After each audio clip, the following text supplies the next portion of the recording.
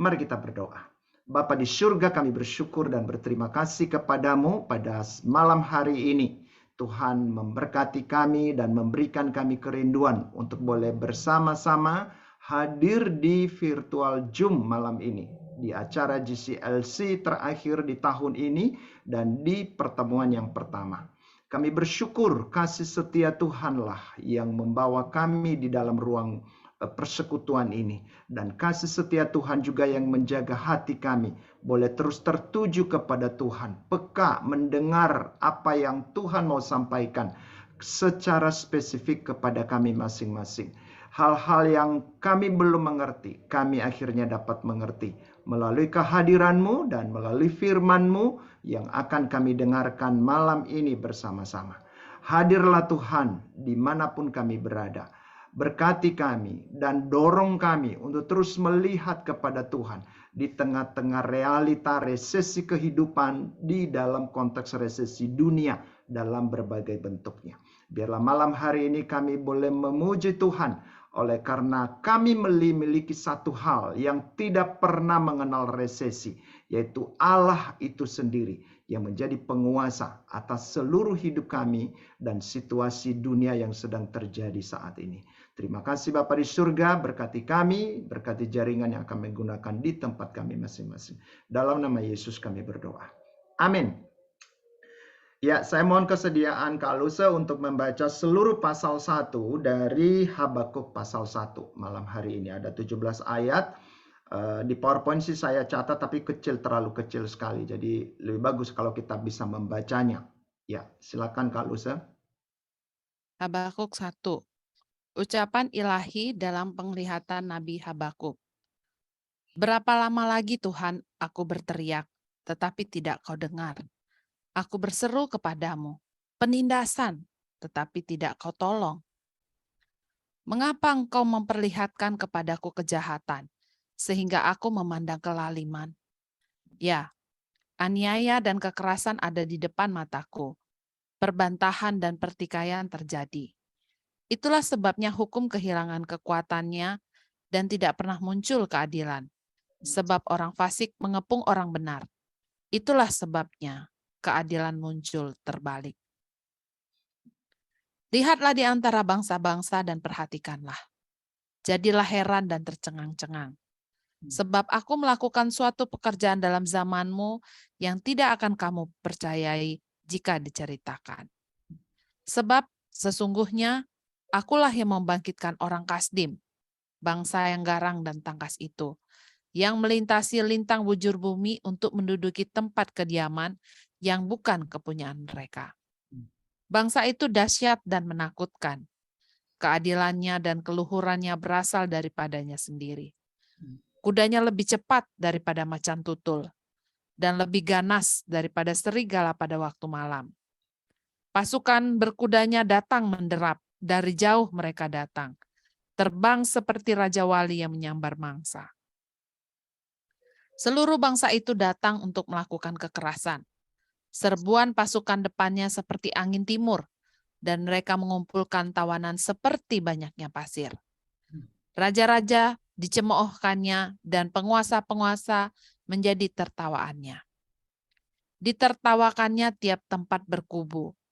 Ditimbunkannya tanah dan direbutnya tempat itu. Maka berlarilah mereka seperti angin dan bergerak terus.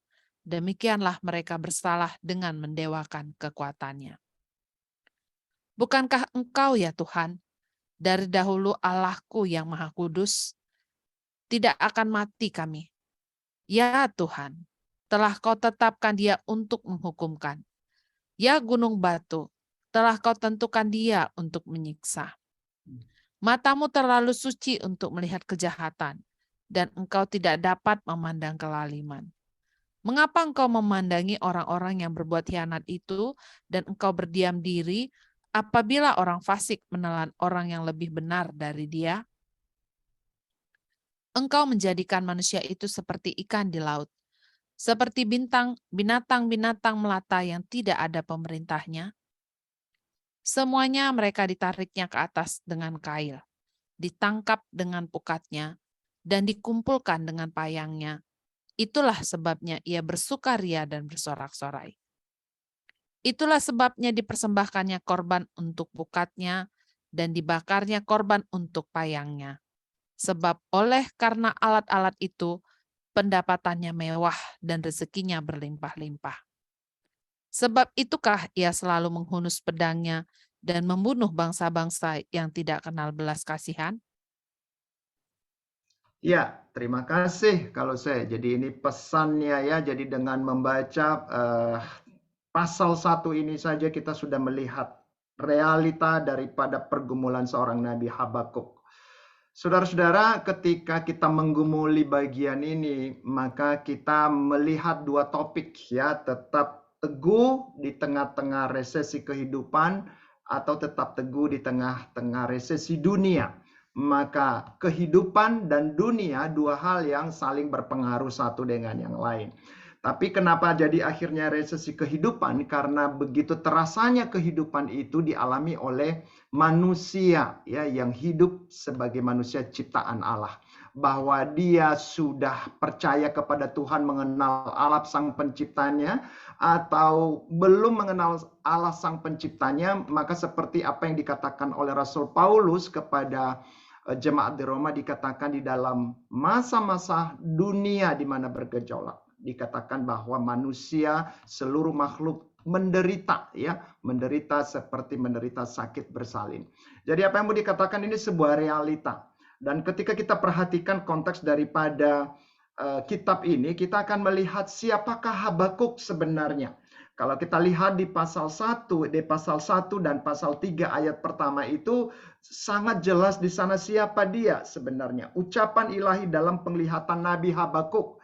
Nah, kemungkinan Nabi Habakuk adalah keturunan Lewi, karena ini ada berbagai perdebatan. Tapi secara tradisi ini adalah orang yang secara khusus dipilih oleh Tuhan, oleh karena umat pilihannya itu pengen mendengarkan suara Tuhan untuk bisa disampaikan melalui Nabi Habakuk itu sendiri.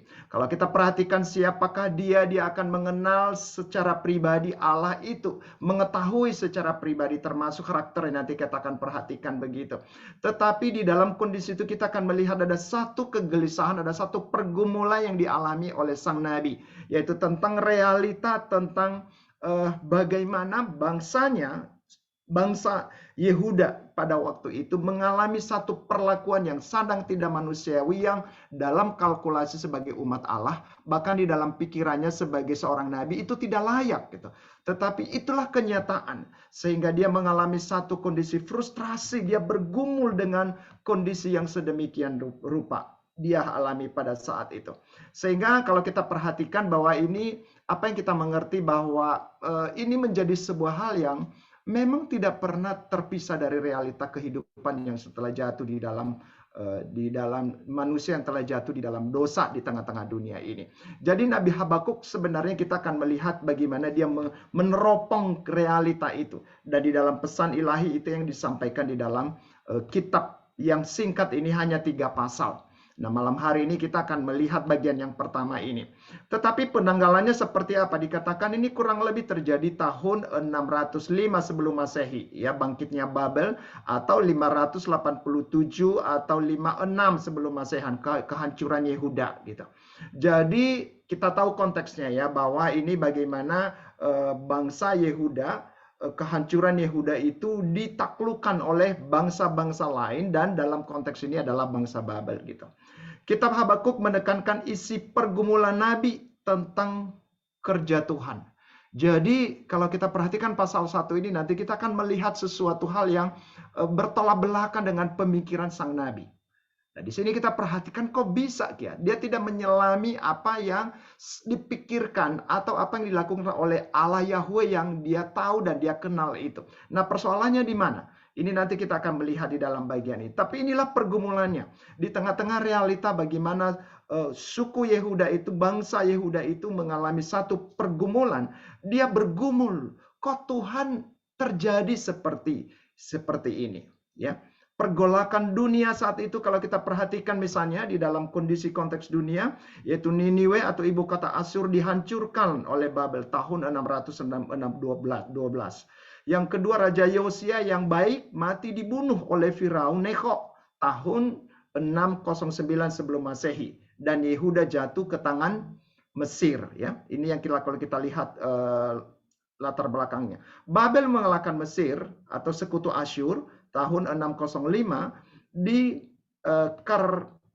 Karkemis, dan Yehuda jatuh ke tangan Babel. Nah, ini dalam kondisi Yehuda jatuh ke tangan Babel, inilah menjadi sebuah bingkai, ya, bingkai pergumulan nabi ini. Dia melihat realita itu sedemikian rupa. Nah, siapakah raja pada waktu itu? Dikatakan rajanya, dicatat beberapa hal di dalam materi yang saya catat. Yoas, anak Yosia, ya, tahun 609. Yoyakim, anak Yosia. Nah, ini Yosia tadi itu ya, nabi yang baik itu dibunuh gitu. Yoyakin, anak Yoyakim, ya, dia dibuang sampai pembuangan ke Babel tahun 597.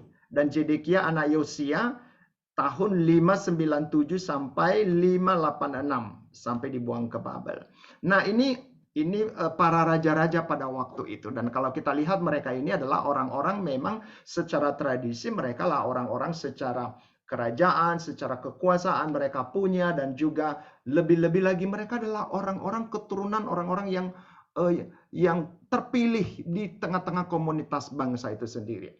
Itulah yang membuat dia nanti, kok bisa walaupun kami adalah orang yang berdosa, orang yang melakukan kesalahan di hadapan Tuhan, tetapi kok kejam sekali.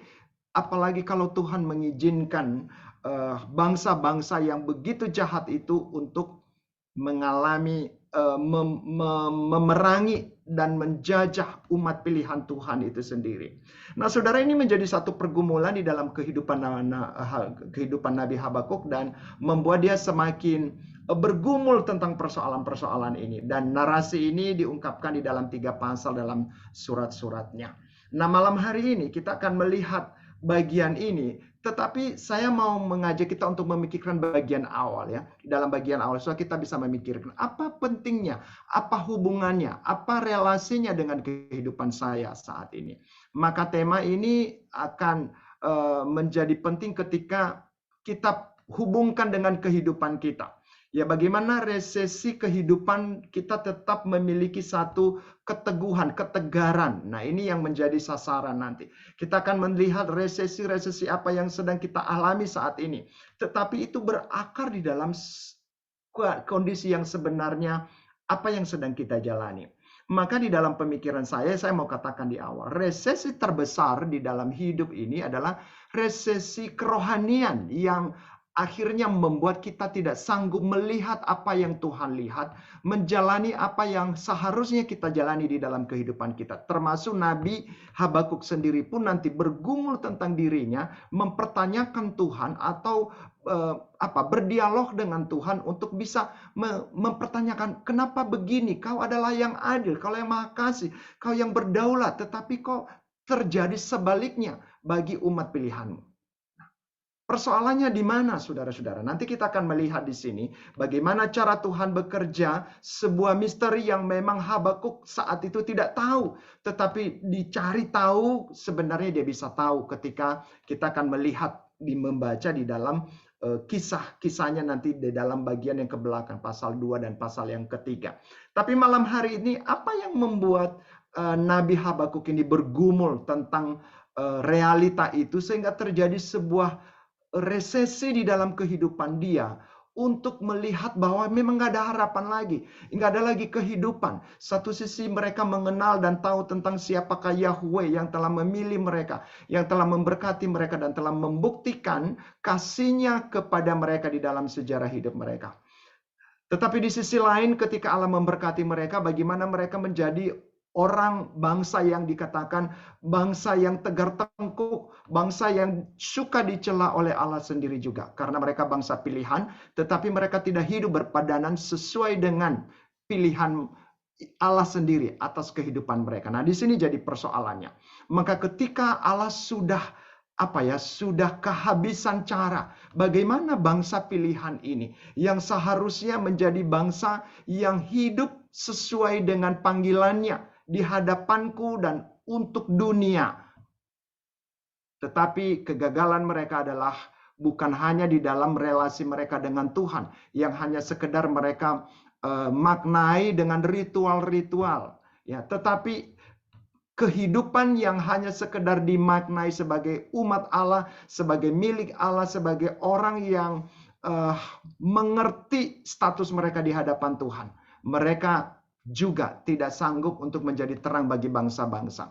Sehingga kita perhatikan bahwa di manakah persoalan yang membawa mereka kepada resesi kehidupan yang sungguh-sungguh membuat mereka semakin hari semakin hidup di dalam cara pandang di mana tidak melihat rencana Tuhan, tidak melihat tujuan Tuhan ketika mereka mengalami pergumulan-pergumulan itu sendiri. Kalau kita perhatikan di dalam Habakuk pasal 1 ayat 1 sampai dengan 17, kita akan melihat 3 pokok penting. Ya, yang pertama di dalam ayat 1 sampai dengan 4 itu kita akan melihat Tuhan yang diam. Ya, pergumulan Nabi Habakuk. Ya, ketika dikatakan berapa lama lagi Tuhan, aku berteriak tetapi tidak kau dengar. Aku berseru kepadamu penindasan tetapi tidak kau tolong. Jadi dia minta tolong. Mengapa engkau memperlihatkan kepadamu kejahatan sehingga aku memandang kelaliman? Ya, aniaya dan kekerasan, dan di depan mataku perbantahan dan pertikaian terjadi. Nah, ini menjadi sebuah realita yang dilihat oleh sang nabi. Tuhan diam. Ya, ini menjadi pergumulannya. Yang kedua dikatakan pemeliharaan Tuhan yang tidak terduga, yang tidak dapat diselami oleh Nabi Habakuk pada waktu itu. Dan ini nanti yang akan kita melihat bagaimana Nabi Habakuk membuat sebuah proklamasi sikap hati di pasal 3. Nanti kita akan lihat di dalam pertemuan yang ketiga. Tetapi cara yang ketiga, poin yang ketiga yang kita lihat malam hari ini adalah cara Tuhan yang sering disalah mengerti oleh umat ya, termasuk kita yang hidup di zaman ini. Ketika ada penderitaan, ketika ada resesi, ketika ada berbagai pergumulan, kita lihat bahwa kok Tuhan itu jahat sekali untuk memperlakukan saya yang seharusnya saya tidak layak untuk melakukan hal-hal itu. Mari kita perhatikan satu persatu, saudara. Ketika kita memperhatikan ayat 1 sampai dengan ayat yang keempat, Tuhan yang diam, yang dicatat di dalam ayat 1 sampai 4 itu, kita melihat bagaimana pembiaran kekerasan di mana-mana itu terjadi. Ya, itu tadi yang digambarkan di dalam ayat 2 ya. Ayat 3 gitu. Ya, dikatakan bahwa itu pembiaran itu sedemikian rupa, seakan-akan Allah tidak berdaya, seakan-akan Allah tidak berkuasa, tetapi intinya di sini Allah diam, tidak melakukan apa-apa terhadap orang-orang yang tertindas pada zaman ini. Ini menjadi sebuah resesi kehidupan yang dialami oleh Nabi di dalam penglihatannya. Dan sebagai orang yang hidup di zaman itu, dia mengalami hal seperti itu bersama-sama dengan bangsanya atau bangsa-bangsa lain yang waktu itu ditaklukkan oleh bangsa Babel, yang dikatakan bahwa ini bangsa jahat, kejahatannya itu luar biasa. Atau bangsa Asyur yang dikatakan tadi sudah dimenangkan oleh Babel dalam koalisi mereka dengan Asyur itu sendiri, berkoalisi dengan bangsa Mesir. Tetapi poinnya di sini adalah terjadi pembiaran, dan ini bukan hanya dalam waktu yang singkat, ini dari tahun ke tahun. Nah, saudara-saudara, kalau kita perhatikan zaman di mana kita hidup saat ini, seakan-akan kita lihat kok perang yang terjadi di Ukraina sekarang ini misalnya, itu kok bisa terjadi. Dan kalau kita perhatikan di lingkungan bangsa kita, bagaimana hukum dibolak-balik sehingga direkayasa sedemikian rupa, maka orang-orang lemah pun seakan-akan memang tidak berdaya. Ya, apa yang sedang terjadi di ruang pengadilan saat ini, kasus polisinya polisi dan sedang diperkarakan dalam kematian Brigadir Yosua itu, kita akan melihat bagaimana orang yang mengatasnamakan pun orang Kristen. Itulah yang terjadi. Tapi saudara-saudara, itu realita, itu kenyataannya. Kalau kita lihat di Mahkamah Agung beberapa waktu belakangan ini, kok Tuhan biarkan kejahatan. Bukan hanya satu orang hakim agung, yaitulah hakim agung loh. Itu yang punya otoritas, yang sering mereka mengatakan bahwa ya kami adalah wakil Tuhan di dunia ini. Lalu kenyataannya tidak seperti itu. Dan kita melihat berbagai realita hidup yang lain, resesi yang membuat kita mengalami resesi dalam kehidupan saat ini. Kita perhatikan misalnya bagaimana keadaan ekonomi, keadaan dunia, dan juga kalau perhatikan diprediksi ya, walaupun dengan G20 ada satu pengharapan semua bisa bersatu, bagaimana kita bisa pulih, bagaimana kita bisa bangkit gitu. Tetapi tidak hanya sekedar mengungkapkan perkataan itu. Ada banyak persoalan, ada banyak masalah. Mungkin memang kita harus optimis, tetapi di dalam optimisme itu kita akan melihat bagaimana optimisme itu terwujud di dalam kenyataan hidup saat ini. Itu tentunya tidak gampang. Nah, saudara-saudara, kita akan melihat dunia semakin hari di zaman itu, dan kalau kita perhadapkan juga di zaman ini sekarang, resesi kehidupan itu bukan sesuatu yang asing di dalam kehidupan manusia. Bukan sesuatu hal yang perlu kita menutup diri untuk menghadapinya.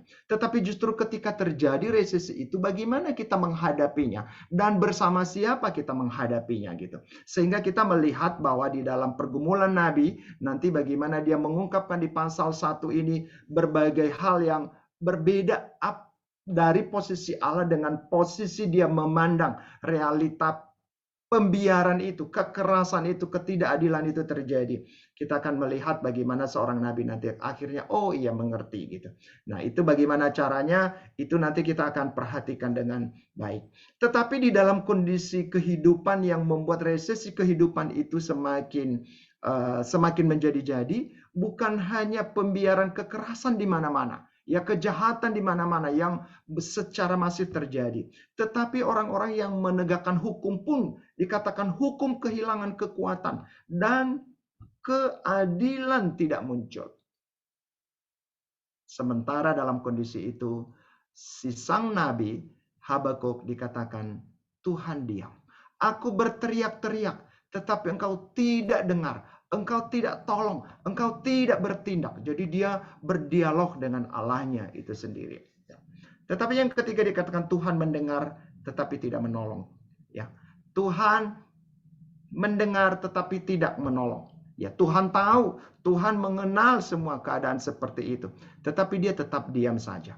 Nah, saudara-saudara, perhatikan, kalau kita perhatikan juga di dalam pengalaman kehidupan kita ya. Sering sekali persoalan-persoalan yang menjadi pergumulan di dalam kehidupan ini. Dan seakan-akan kita, kok Tuhan nggak bergerak? Kok Tuhan tidak merespon? Kok Tuhan tidak memberikan sebuah titik terang untuk bisa melihat bagaimana persoalan ini bisa diselesaikan?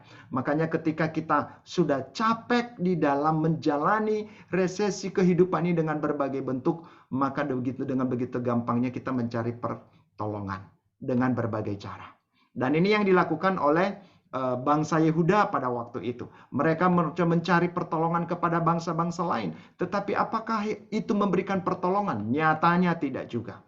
Tetapi disitulah kita perhatikan bahwa sebenarnya ketika resesi kehidupan itu diizinkan Tuhan untuk dialami oleh umat pilihannya pada waktu itu. Ada satu persoalan yang mau dibereskan oleh Allah di dalam kehidupan umat itu.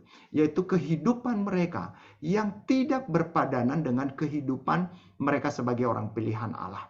Suatu sisi mereka senang ketika dikatakan sebagai umat pilihan Allah. Mereka sebagai orang yang menjadi pewaris janji-janji Allah dalam kehidupan mereka. Ketika Allah memberkati mereka. Tetapi ketika mereka menikmati berkat Tuhan yang sedemikian rupa dalam kondisi-kondisi tertentu. dalam waktu yang tidak terlalu lama, mereka begitu cepat berpaling daripada Allah itu sendiri. Mungkin mereka tidak menyembah kepada berhala, walaupun nyatanya lebih banyak ditulis oleh Alkitab mereka menyembah kepada berhala. Tetapi mereka berpaut dengan pemberian dan berkat-berkat Allah itu sendiri. Dan ini yang sering terjadi di dalam kehidupan kita juga. Kehidupan gereja, kehidupan kita sebagai alumni, sebagai anak-anak Tuhan yang sudah terbina di masa mahasiswa, ya, di masa kita masih bisa menikmati pembinaan-pembinaan kerohanian. Tetapi seiring berjalannya semua berkat Tuhan itu mengalir. Karir mengalir. Itu juga keluarga sehat-sehat saja, nggak ada masalah. Lalu juga berkat-berkat Tuhan mengalir, pekerjaan mengalir. Secara tidak sadar, sadar atau tidak sadar, suka sekali kita menggantikan Tuhan itu yang menjadi utama. Sudah beralih, berkat Tuhan menjadi utama. Dan saudara, itu yang Tuhan lihat di dalam kehidupan umat pilihan itu. Ketika Allah menyatakan bahwa aku tidak mau diberhalakan, aku tidak mau dibandingkan dengan ilah-ilah yang lain, atau pemberian-pemberian Allah di dalam kehidupan mereka. Tetapi suka sekali bangsa itu, suka cepat beralih. Apalagi kalau mereka sudah hidup dalam kenyamanan, sudah hidup dalam kenikmatan, maka begitu cepat mereka mencari jalan yang cepat untuk menikmati itu secara berlimpah-limpah. Dan mungkin itu gambaran hidup kita sebagai orang-orang Kristen, juga dari zaman ke zaman dan juga di zaman ini. Ketika kita mengalami pergumulan, kita mencari pertolongan, bukan langsung datangnya kepada Tuhan, tetapi kita mungkin datang dengan akal kita, dengan relasi kita, dengan berbagai hal yang kita alami. Hal itu tidak salah, saudara-saudara. Tetapi yang menjadi salah ketika semuanya itu akan menggantikan posisi dan peran Allah di dalam kehidupan kita.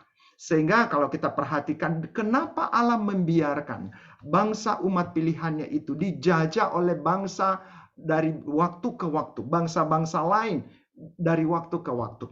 Bukan karena Allah itu adalah Allah yang kejam, bukan karena Allah itu adalah Allah yang tidak peduli, Allah yang tidak mau memberikan pertolongan.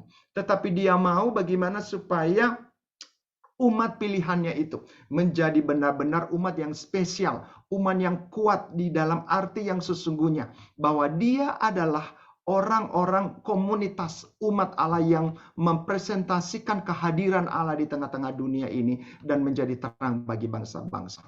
Di dalam Kejadian pasal yang ke-12 kan udah diceritakan tuh bagaimana pemanggilan Abraham menjadi miniatur pemanggilan umat Israel secara khusus. Walaupun bangsa-bangsa lain adalah milik Allah juga, tetapi Dia memilih satu bangsa di antara bangsa-bangsa itu menjadi bangsa pilihannya, yang spesial di matanya, yang diperlakukan khusus di matanya. Tetapi kenyataannya, orang-orang pilihan itu tidak hidup sebagaimana Allah memilih dan memanggil mereka untuk hidup di tengah-tengah dunia yang notabene itu adalah ciptaan Tuhan. Mungkin demikian juga gereja mengalami satu pergumulan di dalam kehidupan mereka, dikuasai oleh berbagai resesi kehidupan di dalam kehidupan ini, karena salah melihat kehidupan itu di dalam hidup ini. Kita mengejar kenyamanan hidup, padahal sebenarnya kenyamanan hidup Allah tidak melarang kita menikmati hidup yang nyaman.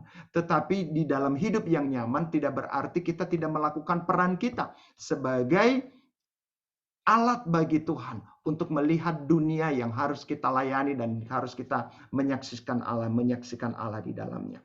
Persoalan bangsa itu adalah persoalan yang seperti itu, dan mungkin juga itu jadi persoalan kita. Sehingga di dalam pergumulan itu kita sering sekali berkalkulasi, kok seperti itu Allah? Saya udah melakukan ini dan itu di dalam kehidupan ini. Tetapi kok akhirnya tidak datang pemeliharaan Allah itu. Nah, saudara-saudara, kalau kita perhatikan bagian yang kedua, bagaimana pemeliharaan Allah, pemeliharaan Tuhan yang tidak terduga bagi Habakuk. Perhatikan misalnya ayat yang kelima, ya. Ketika di dalam ayat 1 sampai dengan ayat yang keempat itu diceritakan bahwa si nabi berdialog dengan Tuhan dan dikatakan Tuhan diam, pertolongan tidak ada. Tetapi dalam ayat yang kelima dikatakan, lihatlah di antara bangsa-bangsa dan perhatikanlah, jadilah heran dan tercengang-cengang sebab aku melakukan sesuatu pekerjaan dalam zamanmu yang tidak akan kamu percayai jika diceritakan. Nah, apa itu? Nah, ini yang kita lihat nanti. Jadi poin poin yang saya tuliskan di dalam topik slot yang kedua ini, pemeliharaan Tuhan yang tidak terduga, seakan-akan berseberangan dengan akal sehat gitu.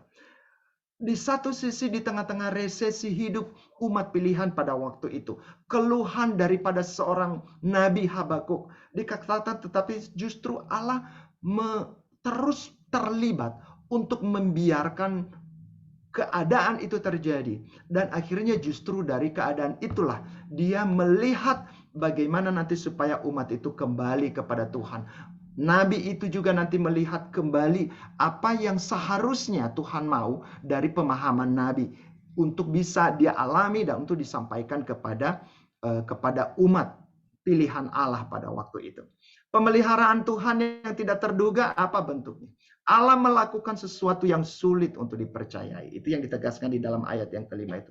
Sulit untuk dijelaskan, sulit untuk difahami secara akal.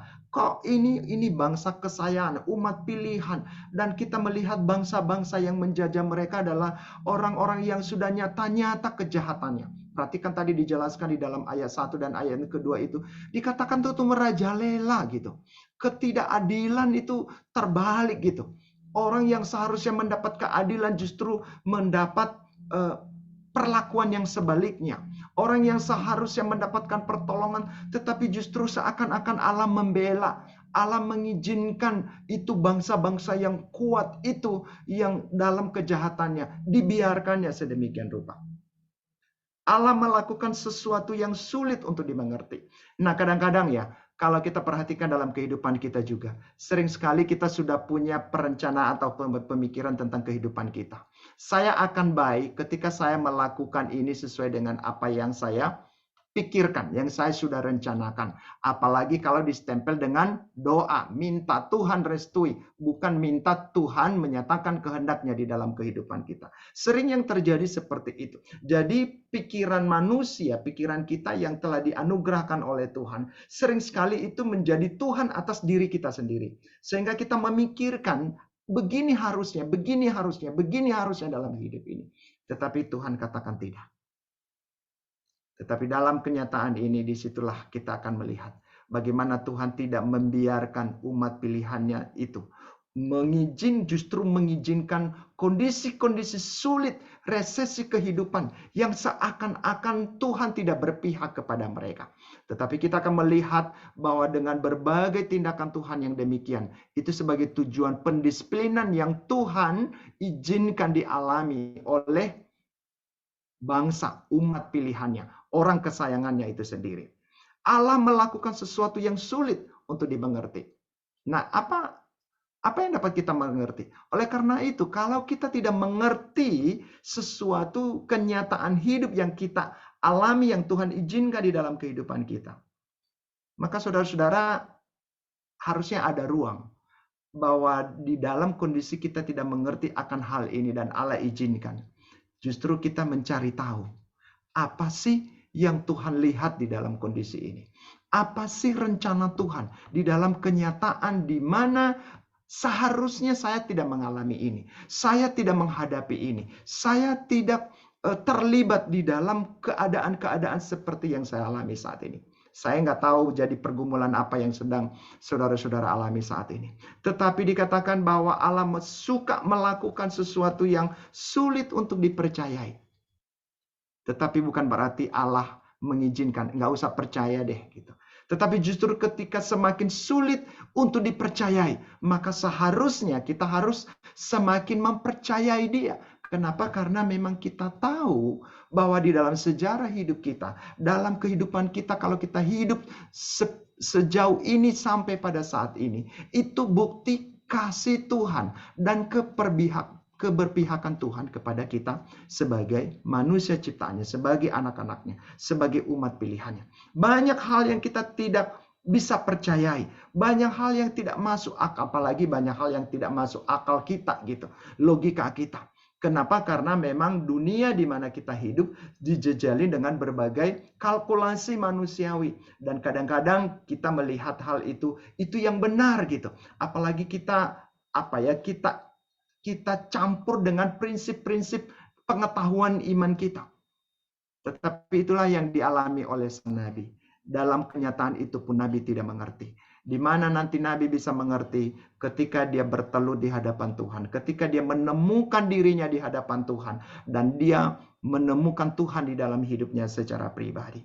Di luar itu, dia tidak dapat menyelami apa yang diizinkan Tuhan terjadi bagi bangsa itu. Jadi kalau kita perhatikan nanti latar belakang kenapa bangsa itu mengalami itu sebenarnya. Kenapa bangsa umat pilihan itu mengalami resesi kehidupan, penjajahan itu, diperbudak sedemikian rupa.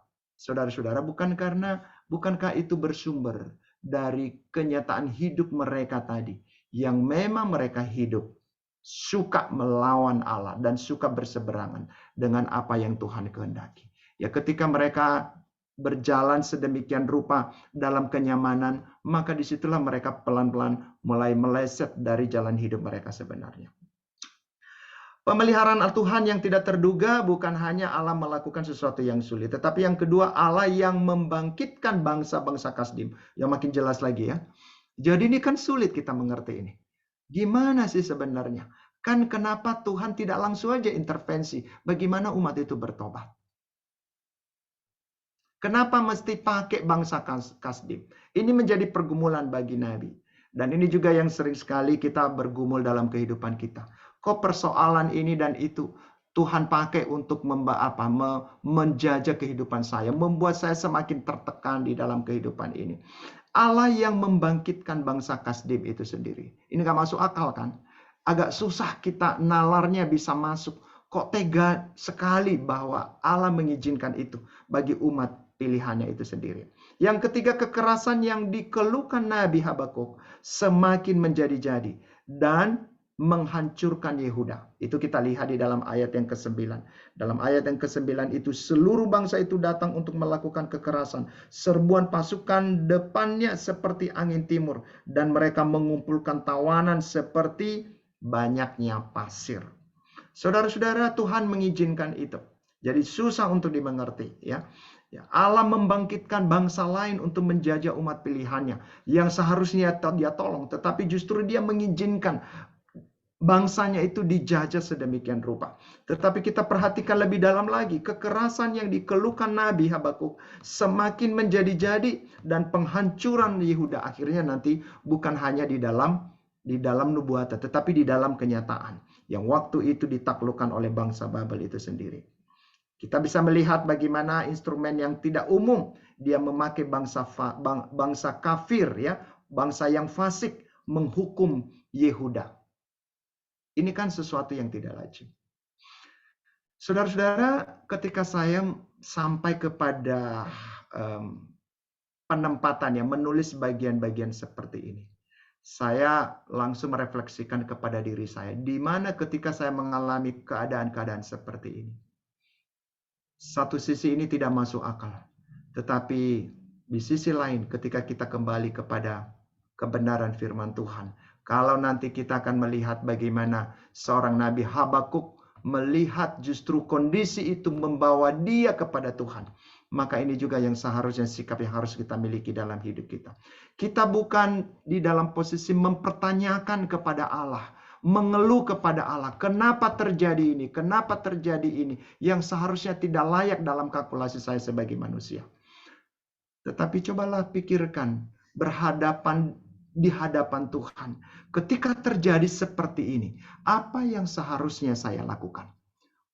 Bukan mempertanyakan, atau bukan seperti Nabi yang dalam bagian ini dikatakan, kenapa kamu nggak dengar? Saya yakin bukan dalam arti memang sama sekali Tuhan nggak dengar. Tuhan dengar. Tetapi ketika Tuhan mendengar Nabi itu minta tolong untuk menolong bangsanya, maka Tuhan diam saja. Tidak memberikan pertolongan. Nah saudara-saudara, di sini kita bisa melihat bahwa kita nggak bisa kendalikan dunia yang ada di luar diri kita. Tetapi yang kita bisa kendalikan adalah diri kita di hadapan Tuhan. Bagaimana kita melihat ada nggak alasan? Kalau memang akhirnya memang nggak ada alasan bagi Tuhan untuk mengizinkan pergumulan dan resesi kehidupan ini dalam kehidupan saya, maka di dalam resesi ini pun Tuhan tidak pernah meninggalkan saya. Itu pengakuan sebagaimana si pemazmur 23 itu ayat 4. Sekalipun aku berjalan di dalam lembah kekelaman, aku tidak takut bahaya, sebab engkau besertaku, gadamu dan tongkatmu, itulah yang menghibur aku. Jadi ada satu sikap justru di dalam kondisi terpuruk apapun, atau di dalam bayang-bayang kematian apapun. Dikatakan bahwa Allah hadir di sana. Itu yang menjadi penting. Kalau kita tidak mengalami resesi, justru tetapi tanpa kehadiran Allah, justru itulah persoalan yang kita tidak sadari. Kita sedang mengalami resesi. Dan resesi itulah lambat laun akhirnya. Kita akhirnya berpisah dari Allah Sang Pencipta kita. Dan itulah yang Allah nggak mau dalam kehidupan ini. Maka ketika kita mengalami berbagai bentuk resesi dalam kehidupan ini, Allah mau justru kita menemukan Dia. Dan Dia menemukan kita di hadapannya. Kita ada bersama-sama dengan Dia di dalam masa-masa sulit seperti itu. Itu yang kita perhatikan nanti, yang menyanggupkan Nabi itu melihat ya bagaimana segala sesuatunya, sekalipun pohon ara tidak berbuah gitu. Pohon zaitun tidak menghasilkan, kambing domba itu terhalau dari kurungan. Tetapi aku beria-ria, aku bersuka cita. Kita udah hafal itu ya. Berharap nanti kita akan renungkan kembali dan kita menghafalnya dan menarik kepada realita kehidupan kita saat ini. Tetapi kenapa Nabi bisa sampai ke sana?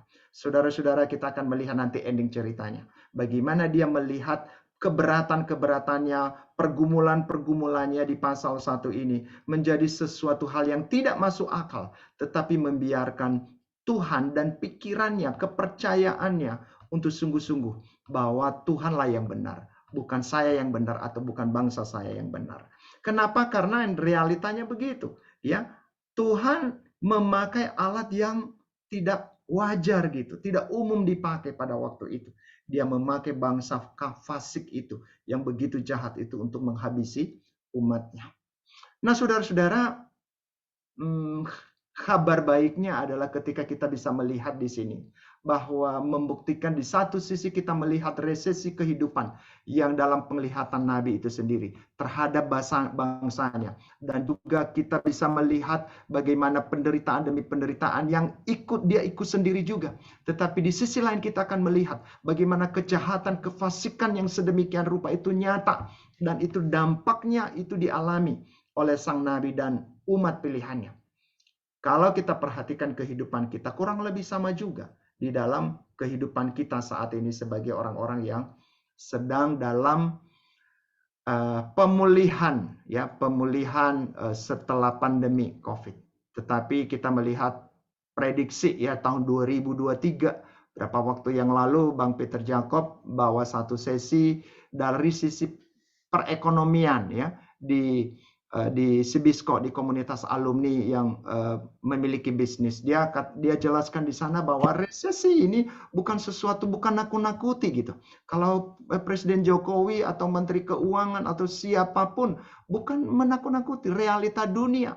Ya, kalau kita lihat G20 yang berakhir pada hari ini pun, ya bagaimana itu dipikirkan, bagaimana resesi dunia yang dalam berbagai multidimensi di masa yang akan datang ini tidak terhindarkan.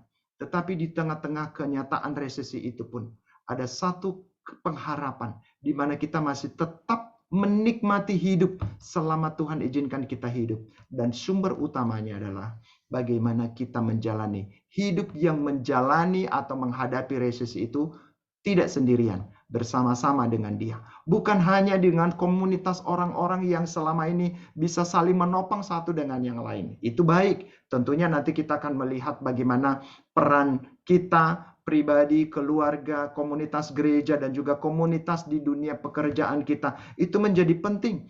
Tetapi itu semuanya itu akan sia-sia ketika Tuhan tidak ada di sana. Di saat kita menghadapi resesi kehidupan di tengah-tengah dunia ini. Kita nggak pernah bisa mengandalkan diri kita untuk bisa berdiri tegar gitu di tengah-tengah resesi kehidupan ini. Tanpa kehadiran Dia yang bisa mengintervensi, bahkan ketika resesi itu kita harus jalani, tanpa kehadirannya kita pun nggak bisa. melihat itu ada sesuatu yang baik. Dan itu yang dialami oleh sang nabi itu sendiri. Nah, bagaimana cara Tuhan yang sering disalah mengerti umatnya, bangsa-bangsa dan bangsa-bangsa di dunia? Kita akan melihat beberapa poin yang dicatat di dalam ayat-ayat di pasal 1 ini. Yang pertama, saudara, dikatakan tidak menyadari bahwa Tuhan yang membangkitkan Kasdim. Jadi ini yang dialami oleh sang nabi. Dia disadari akan hal itu. Makanya di dalam bagian ini dipertegas bagaimana bahwa ya akulah yang membiarkan Kasdim itu menjajah umat pilihanku sendiri. Dengan satu tujuan, bagaimana umat itu nanti melihat kembali sumber kekuatan mereka, sumber pertolongan mereka. Nah, saudara-saudara, sebenarnya tidak mesti sampai ke sana realitanya. Tetapi mau tidak mau, nanti kita akan melihat bagaimana mereka masuk di masa pembuangan nanti. Karena memang pribadi bangsa umat pilihan Allah itu adalah umat yang tidak setia dalam panggilan Tuhan terhadap mereka. Tetapi di dalam kenyataan itu pun kita akan melihat bahwa sering sekali kita menganggap diri kita baik gitu, tidak layak atau tidak pantas untuk membuat bangsa lain menghantam saya. Ini yang sebenarnya salah satu keberatan dari Nabi. Ulah kok bisa sih? Kok bisa bangsa Kasdim itu menjajah umat pilihan Tuhan? Tetapi justru kita melihat di sini Allah mengizinkan itu. Allah membangkitkan itu supaya sadar bangsa itu untuk kembali kepada Tuhan dan melakukan tanggung jawabnya sebagai umat pilihan Tuhan di tengah-tengah bangsa-bangsa lain, termasuk bangsa Kasdim itu sendiri. Itu yang sulit untuk dimengerti, disalah mengerti. Dipikir bahwa ketika bangsa Kasdim itu tampil untuk menjajah bangsa Yahudi, dikatakan bahwa itu tidak di dalam kendali Tuhan. Tetapi perhatikan di sini, bagian ini menegaskan bahwa Allah sendiri yang membangkitkan Kasdim untuk mendisiplin dan untuk membawa kembali kesadaran kepada umatnya itu sendiri. Saya nggak tahu sih apa Kasdim kita saat ini. Mungkin kita katakan, wah ini bukan dari Tuhan. Ya, kalau karena dosa kita tentunya kita harus ngaku dosa. Tetapi kalau kita sudah membereskan sesuatu di dalam diri kita, tetapi itu terjadi pun, ingatlah di sini bahwa Allah yang membangkitkan kondisi itu dalam hidup kita. Dan Allah juga akan bertanggung jawab untuk memberikan pertolongan kepada kita. Yang menjadi persoalannya adalah kemana kita mencari dan mendapatkan pertolongan itu. Harusnya kepada Dia, sang pemilik hidup kita dan yang berkuasa atas situasi yang sedang menjajah dan mewujudkan resesi dalam kehidupan ini. Ya, kasdim-kasdim zaman ini di dalam kehidupan itu. Kita itu bagaimana? Siapa yang menjadi penolong bagi kita? Yang kedua, Babel dan bangsa-bangsa lain tidak kuasa ya yang dimilikinya dari Tuhan. Tidak sadar juga bahwa kuasa yang dimilikinya itu dari Tuhan. Nah, di sini kita melihat ya, kalau lihat nanti sejarah bangsa ini, itu di dalam kedaulatan Tuhan, itu saling menjatuhkan di mana Tuhan di sana akhirnya menonjolkan bagaimana umat pilihannya itu menjadi umat yang menang. Tetapi saudara-saudara, bangsa-bangsa yang merasa diri kuat, sampai-sampai mereka mengatakan itu semua kekuatan ada di dalam diri mereka. Semua peralatan-peralatan, kemampuan-kemampuan yang mereka miliki, itu menjadi sesuatu yang menjadi sumber dalam kehidupan mereka. Tetapi mereka memahami bahwa di atas semuanya itu ada Allah yang memegang kendali kehidupan ini. Ini juga di satu sisi. Jadi satu sisi bahwa umat pilihan Allah tidak mengerti akan Allah yang berdaulat atas kehidupan yang menjajah. Tetapi di sisi lain dunia ini ketika dia memegang kekuasaan juga, dia pikir bahwa ya dialah pemegang kekuasaan itu dan bisa sesuka-sukanya kuasa itu dipergunakan untuk pemuasan dirinya. Dan itu yang terjadi kan. Apa yang sedang terjadi di kasusnya Sambo dan Yosua saat ini. Kita akan melihat bagaimana akhirnya. Tetapi kita perhatikan di situ ketika kita melihat kemutlakan kuasa itu ada di kita. Ya kalau kita sebagai anak-anak Tuhan. Atau misalnya bangsa-bangsa yang kita lihat kuat di dalam dunia saat ini. Kita melihat bagaimana perang Rusia dan Ukraina saat ini. Kita melihat bangsa adik kuasa, misalnya negara-negara Eropa. Tapi saudara-saudara, kita akan melihat bahwa pada waktunya nanti Tuhan akan menyatakan kedaulatannya, bahwa kekuasaan yang mereka miliki itu adalah kekuasaan yang Tuhan izinkan mereka punya. Ada masanya bahwa Tuhan akan buat perhitungan kepada mereka. Itu sesuatu hal yang tidak mungkin tidak akan terjadi. Tapi yang ketiga adalah hambanya sendiri, Habakuk pun. Dikatakan keyakinan akan karakter Tuhan kudus, adil, dan membiarkan orang fasik menelan orang yang lebih benar. Ini juga menjadi sebuah hal yang sulit untuk dipahami. Logikanya dong, ya walaupun umat pilihan, ya berdosa, salah, tapi kok sampai begitu rupa dipakai orang yang begitu jahat, yang udah nyata-nyata kejahatannya. Di dalam kalkulasi, dalam pemikiran sang nabi dikatakan seharusnya tidak pantas terjadi. Tetapi itu yang salah dimengerti gitu. Relasi kehidupan nabi dengan Tuhan ini jadi persoalan. Ini juga kalau kita belajar dari kitab Yunus sebenarnya. Kenapa berseberangan? Ya, itu tahun lalu kita membahas itu di GCLC ini juga. Kenapa seorang nabi Tuhan, kenapa seorang Allah Tuhan yang seharusnya seirama hatinya dengan Tuhan, seirama tujuannya dengan Tuhan, kenapa akhirnya tidak kesampaian? Secara status oke, secara pilihan oke, secara pengakuan umat oke gitu. Di mana persoalannya? Persoalannya sederhana.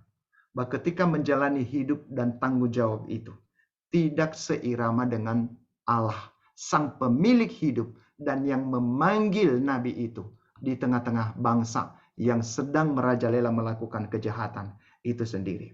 Sehingga dia miss terhadap karakter Allah. Satu sisi dikatakan bahwa Allah itu kan bukan, dia adalah Allah yang kudus, Allah yang adil. Lalu kenapa dia membiarkan orang fasik menelan orang yang lebih benar daripada orang fasik itu? Ini menjadi pergumulan sang nabi di dalam kehidupannya, saudara-saudara. Tetapi justru disitulah kita akan melihat bagaimana nabi nanti menyadari bahwa oh iya, dari semua realita itu ada Tuhan di sana yang mengendalikan, sehingga dia memiliki komitmen di dalam dirinya. Minimal ya dirinya gitu. Kita nggak tahu bangsa yang kepada mereka Allah bernubuat melalui nabi ini. Tetapi kita akan melihat satu sosok pribadi yang sangat luar biasa nanti di sini. Nabi Habakuk nanti melewati resesi kehidupan itu, pergumulan-pergumulan itu dengan satu pengakuan yang sangat luar biasa di dalam pasal yang ketiga. Nanti kita akan melihat itu dalam pertemuan terakhir.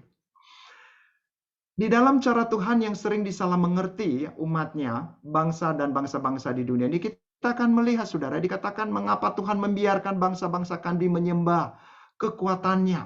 Kenapa mereka mengumbar kekuatannya itu sendiri. Menghancurkan bangsa-bangsa tanpa belas kasihan. Ini pertanyaan-pertanyaan yang tidak pernah ada jawaban yang tuntas dalam kehidupan ini. Sehingga kalau kita mau mengkajinya dengan sebuah penelitian ilmiah pun, kita tidak pernah sanggup untuk bisa memberikan penjelasan untuk hidup kita, apalagi untuk hidup orang-orang lain yang ada di sekitar kita. Tetapi ketika persoalan itu terjadi, bagaimana seharusnya kita hidup sebagai orang-orang percaya? Saudara, kita boleh gagal seperti Nabi Habakuk ini gagal yang di pasal 1 diceritakannya, memahami tentang Allah, tentang karakter Allah, tentang diamnya Allah, tentang izinnya Allah untuk mengizinkan berbagai pergumulan, penjajahan bagi bangsanya itu sendiri. Tetapi saudara-saudara, kita akan melihat bagaimana nanti di pasal 2 dan pasal yang ketiga, seorang nabi yang meragukan ya, atau yang merasa dicuekin oleh Allah dalam pergumulannya, dalam dialognya dengan Tuhan. Akhirnya dia memiliki satu pernyataan iman yang sangat luar biasa. Dan itu akan menjadi sebuah teladan pengakuan di dalam kehidupan orang-orang percaya, umat Allah di sepanjang sejarah.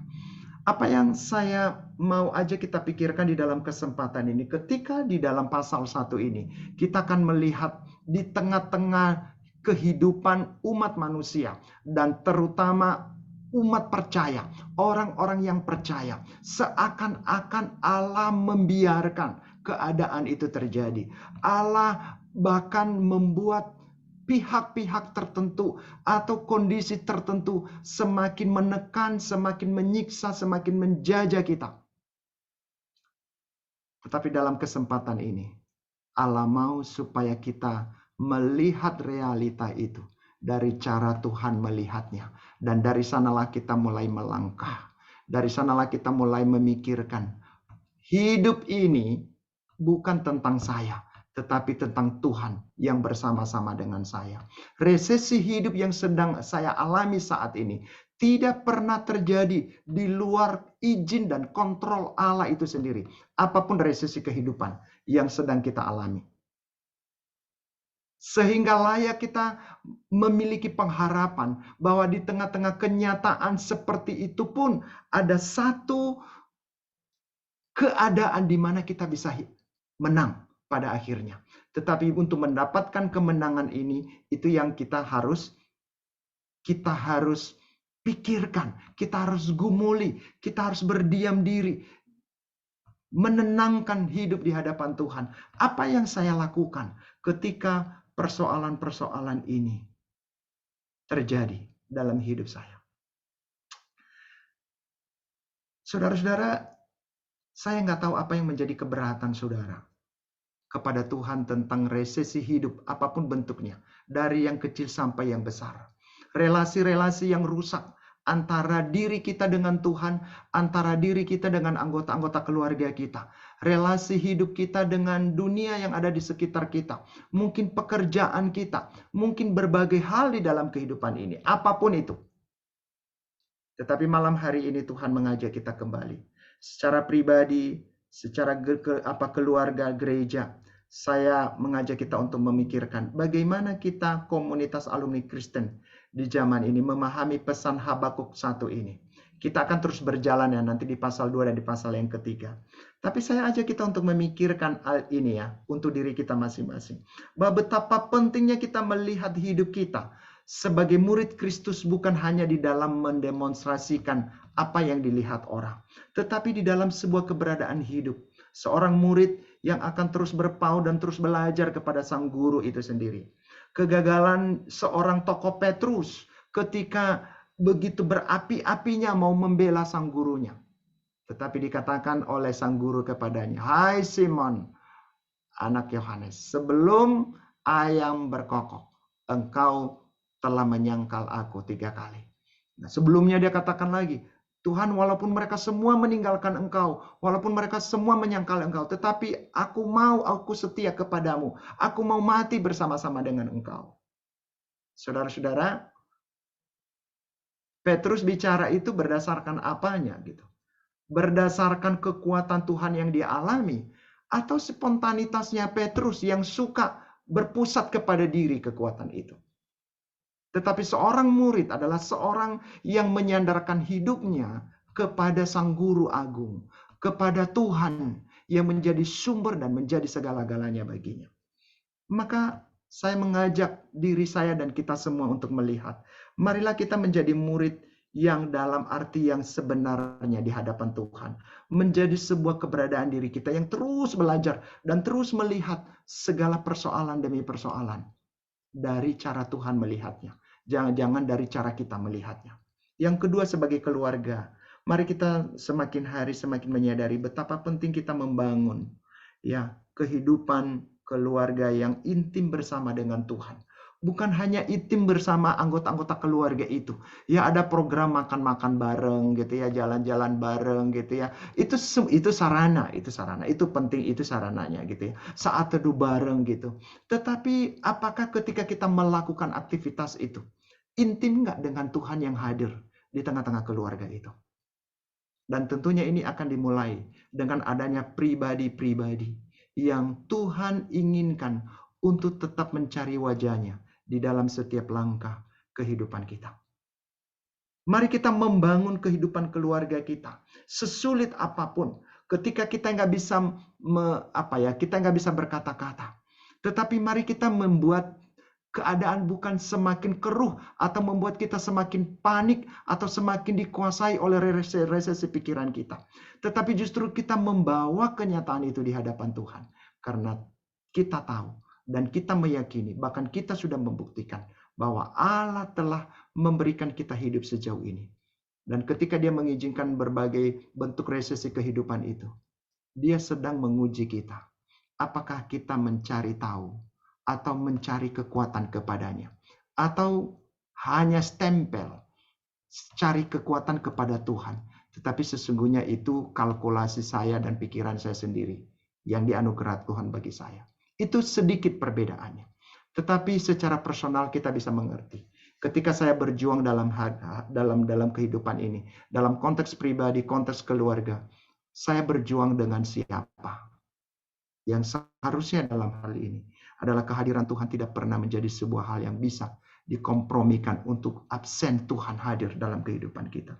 Dalam kehidupan gereja ini juga menjadi sebuah panggilan gereja ya, di mana kita terlibat. Mari kita melihat bahwa gereja punya fungsi untuk membina dan memfasilitasi jemaat itu berjumpa dengan Kristus. Seorang nabi Habakuk nanti kita akan melihat ketika dia mengalami pesan ini, maka pesan inilah yang akan disampaikannya kepada umat, dan itu yang menjadi alat Tuhan untuk membawa kembali. Dan ada orang-orang nanti yang masuk ke pembuangan itu, kita akan melihat justru di masa pembuangan itu kristalisasi iman kepada Yahweh itu semakin tumbuh sedemikian rupa. Dalam kaitannya dengan dunia, saudara-saudara, saya mengajak kita untuk melihat apa yang dikatakan oleh Tuhan Yesus kepada murid-muridnya di Matius pasal yang kelima. Itu bagaimana menjadi garam dunia, ya, menjadi terang dunia gitu. Bagi dunia pekerjaan kita, bagi bangsa-bangsa di dunia, ya, kehadiran menjadi berkat nyata di tengah-tengah dunia yang sedang resesi saat ini. Nah, tapi persoalannya bagaimana kita bisa menolong dunia, bagaimana kita bisa tampil menjadi berkat, ya, bukan menjadi laknat bagi dunia. Kalau kita sendiri pun kita tidak bisa menyelesaikan persoalan resesi kehidupan kita. Makanya tadi saya mengawali bagaimana diri kita sendiri. Mari kita menjalani hari demi hari hidup kita bersama dengan Tuhan dalam konteks keberadaan diri kita sebagai murid yang terus belajar, terus bersandar, terus mendengar akan Dia, terus memasrahkan segala persoalan-persoalan dalam kehidupan kita. Kalau kita punya kemampuan untuk, karena kita punya pengalaman iman atau karunia-karunia tertentu dalam kehidupan kita, hati-hati. Sering sekali itu dalam kenyataannya Tuhan tidak ada di sana. Tetapi yang hadir duluan adalah kalkulasi pikiran-pikiran kita secara manusia. Mungkin sekali bisa berhasil, tetapi seterusnya nanti justru ini menjadi persoalan di dalam pergumulan iman kita. Akhirnya saya melihat kenapa Tuhan izinkan kenyataan ini, resesi hidup bagi umat pilihan Tuhan ini, dan ini menjadi pergumulan Nabi Habakuk. Supaya Nabi Habakuk dan umat pilihan Allah itu kembali menjadi orang-orang atau pribadi-pribadi yang menemukan jalan keluar dalam hidupnya, pertolongan di dalam hidupnya hanya kepada Tuhan. Melihat juga kejahatan demi kejahatan yang sedang terjadi saat ini, itu bukan karena Tuhan diam, tetapi karena Tuhan mengizinkan untuk tujuan-tujuan tertentu. Memang tidak masuk akal, kita tidak bisa fahami, kita tidak bisa selami dengan pemikiran kita. Tetapi janganlah putus asa ketika ada keadaan-keadaan itu kita alami dalam hidup ini. Tapi yang perlu adalah mari kita mencari Tuhan, mencari wajahnya dan membiarkan Dia menyatakan apa yang Dia mau nyatakan dalam masa hidup kita saat ini. Kiranya firman Tuhan ini akan menolong kita untuk sungguh-sungguh kembali memiliki sikap yang membawa kita kepada Tuhan, membawa kita kepada pangkuannya untuk semakin hari melihat bahwa dunia di mana kita hidup saat ini, resesi sekecil apapun dalam hidup kita ini, tidak penting Tuhan hadir sebagai sumber pengharapan kita, sumber kekuatan kita, sumber pertolongan kita melalui alat-alat yang memang Dia izinkan ada di dalam kehidupan kita ini. Ya, apakah karunia-karunia kita, apakah orang-orang yang kita kasihi, atau siapapun di dalam kehidupan kita, itu semuanya Tuhan bisa pakai. Tetapi jangan berpaut dengan alatnya Tuhan, tetapi berpautlah kepada Allah yang mengendalikan semua alat-alat itu, termasuk hidup kita. Sehingga ketika kita perhatikan, kok alatnya begitu jahat banget, begitu membawa penyiksaan sedemikian rupa, Damsyik, Babel sedemikian rupa. Bagi kita tidak menjadi satu persoalan. Kenapa? Karena kita tahu Allah hadir di sana dan Allah memberikan kita pertolongan dalam setiap pergumulan kita. Mari kita memikirkan apa yang sedang kita hadapi saat ini. Dan mungkin apa yang sedang kemungkinan kita hadapi dalam resesi yang dunia sudah gaungkan di masa yang akan datang. Kemarin sih Bang Peter Jacob katakan bahwa sekalipun realita resesi dunia tidak terhindarkan dalam berbagai dimensi kehidupan. Tetapi resesi dunia itu kan sudah terjadi juga dalam tahun-tahun sebelumnya dalam sejarah dunia ini. Tetapi orang-orang yang menaruh pengharapan kepada Tuhan, orang-orang yang hidup bersama dengan Tuhan, orang-orang yang mencari Tuhan dengan segenap hati dan membiarkan kesempatan yang menyiksa itu, justru dia semakin mendekap Tuhan di dalam kehidupannya. Itu tidak pernah akan tidak mendapat berkat dari realita resesi itu. Maka biarlah itu menjadi sebuah hal yang kita cari ya di dalam kehidupan kita untuk mengakhiri tahun ini nanti dan juga untuk memasuki tahun yang akan datang. Kiranya Tuhan memberkati kita. Kita akan mengakhiri bagian ini dan saya dengan hormat mohon kesediaan Bang Luhut Sagala berdoa untuk kita. Respon firman Tuhan yang telah saya sampaikan pada malam hari ini. Silakan Bang Luhut. Bapa di surga, kami sangat bersyukur oleh urapan-Mu lewat hamba-Mu, Bapak Pendeta Yunus. Dalam semua keadaan di sana Engkau ada. Dalam sukacita, dalam kesedihan, dalam pergumulan kami, di sana Engkau ada.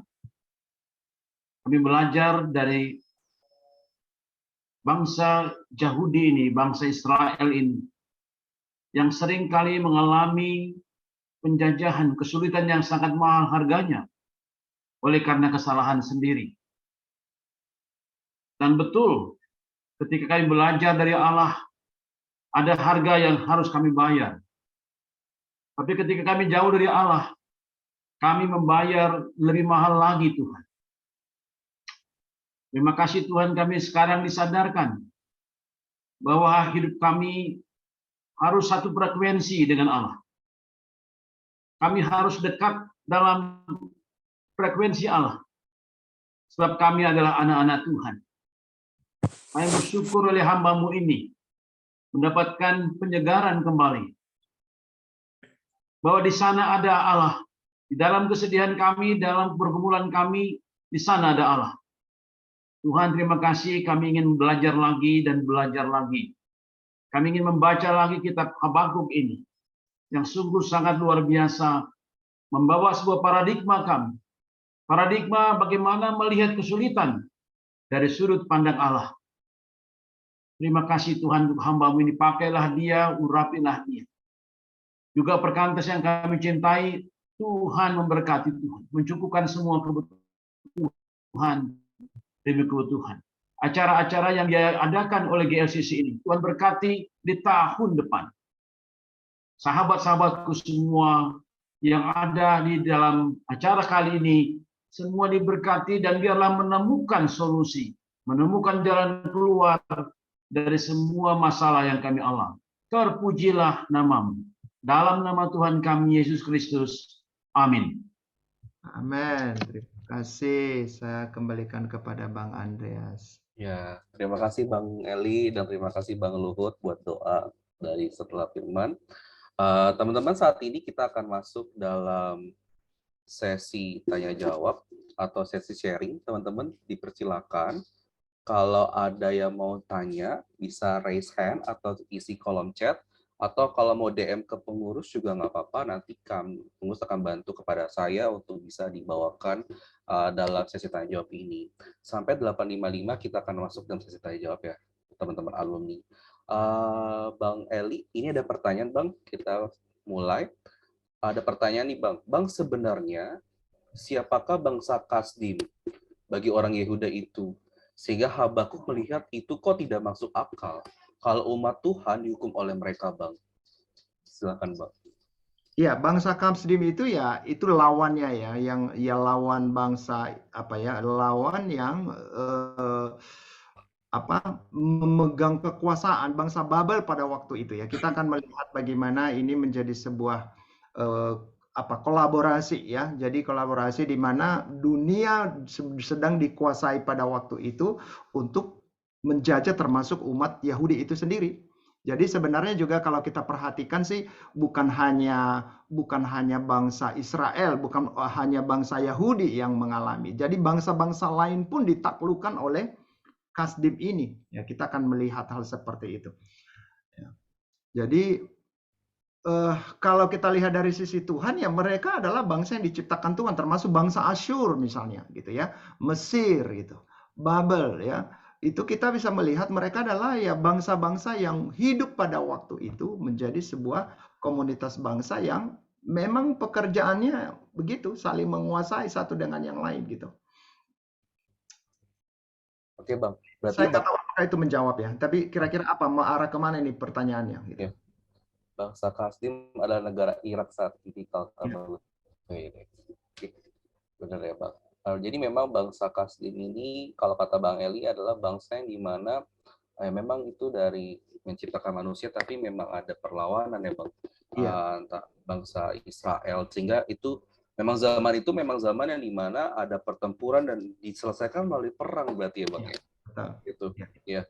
Tapi Bang, kalau melanjutkan yang tadi pertanyaan ini, apakah harus melalui satu proses seperti itu Bang? Dalam akhirnya seperti Nabi Habakuk melihat proses penderitaan, proses yang dimana resesi yang dialami dalam masa itu, yang akhirnya membuat manusia ketika mengalami satu penderitaan ataupun satu permasalahan yang sangat berat, menurut Abang apakah harus seperti itu ya Bang? Seperti sebagai seorang murid Tuhan harus menghadapi semuanya ini Bang. Menurut Abang gimana Bang? Iya, nanti kita bisa berbagi ya. Tapi kalau saya lihat di dalam konteks ini, ikan sebenarnya yang mengalami kondisi dunia pada saat itu, kondisi bangsa-bangsa pada itu kan bukan hanya bangsa Yahudi gitu. Ya, bangsa-bangsa lain yang ditaklukkan oleh pemenang pada zaman itu pun juga mengalami satu kesulitan.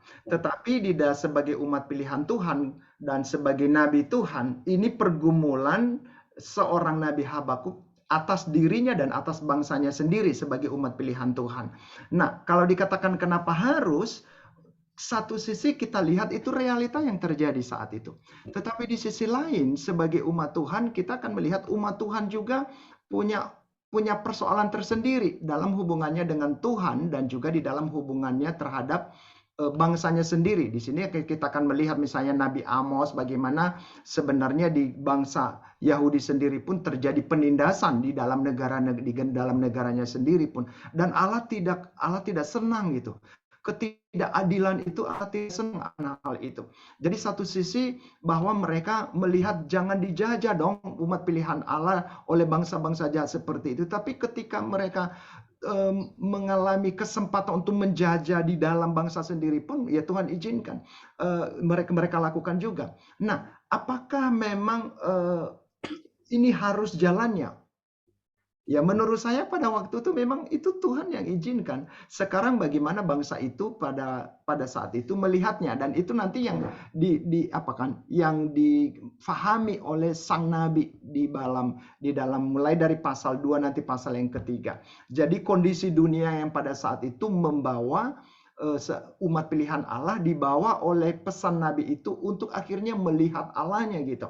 Jadi keadaan dunia apakah selesai? Enggak juga, sampai sekarang juga kan kita lihat perangnya gitu. Kalau kita lihat apa hubungannya kita perang Rusia dengan Ukraina sih saat ini sebenarnya, ya memang resesi dalam berbagai dimensi.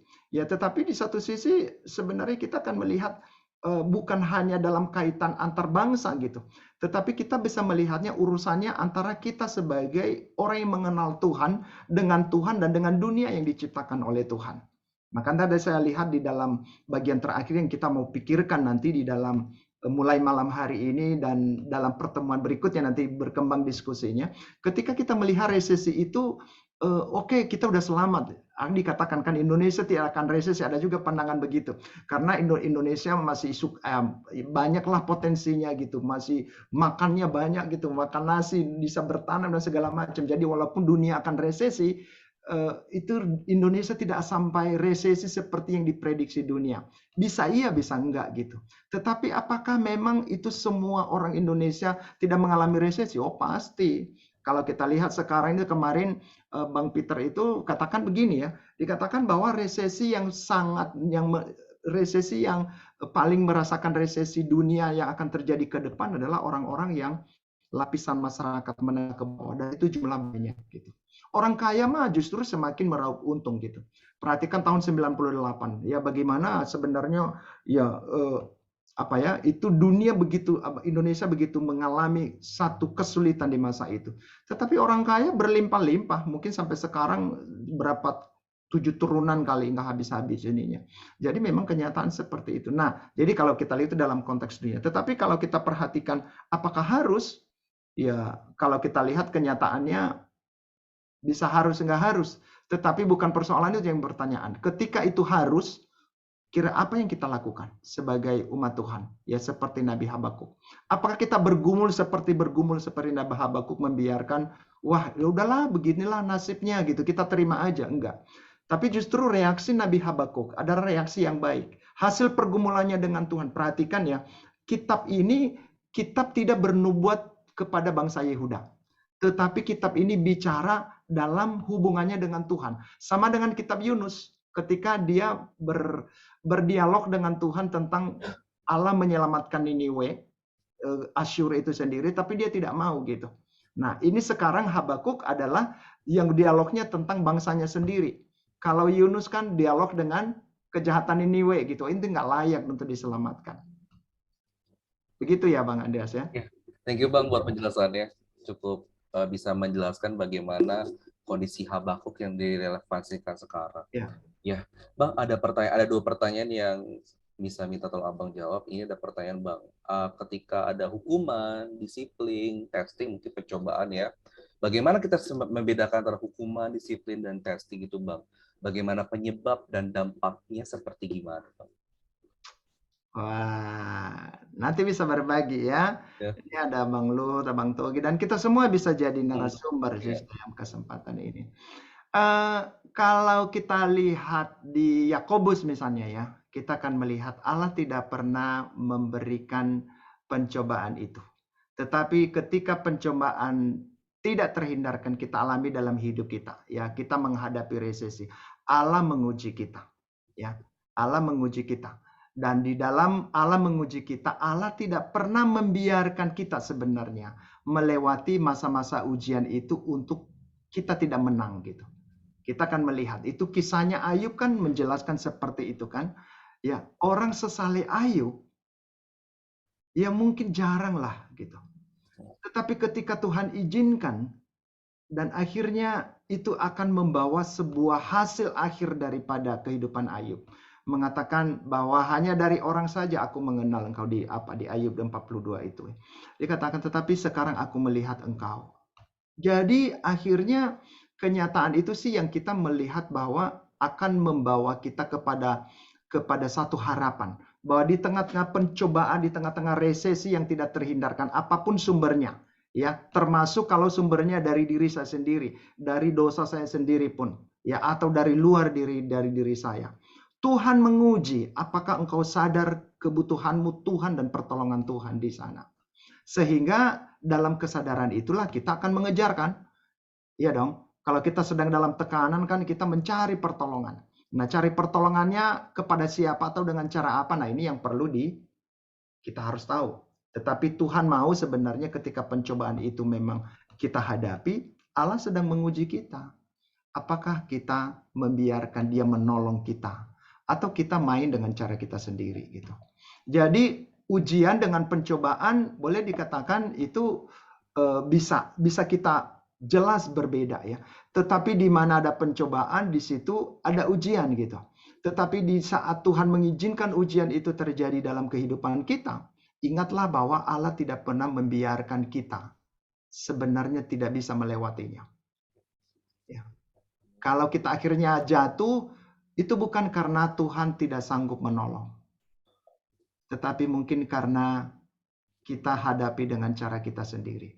Firman Tuhan juga katakan kan, pencobaan-pencobaan yang kamu alami adalah pencobaan-pencobaan biasa yang tidak melebihi kekuatanmu. Jika pencobaan itu melebihi kekuatan kita, maka Allah memberikan kepada kita jalan keluar sehingga kita sanggup menanggungnya. Tetapi persoalannya, apakah dalam pencobaan yang kita alami kita menghadirkan Tuhan enggak? Kita menjadikan dia di posisi yang tepat, atau kita hanya sekedar kita menjadikannya sebagai pribadi yang kalau udah mentok ya barulah tolonglah Tuhan gitu. Ya. Jadi suka kita begitu kan. Pengetahuan mungkin tidak, tetapi di dalam kenyataannya karena kita bermain dalam hidup ini, dalam realita hidup ini.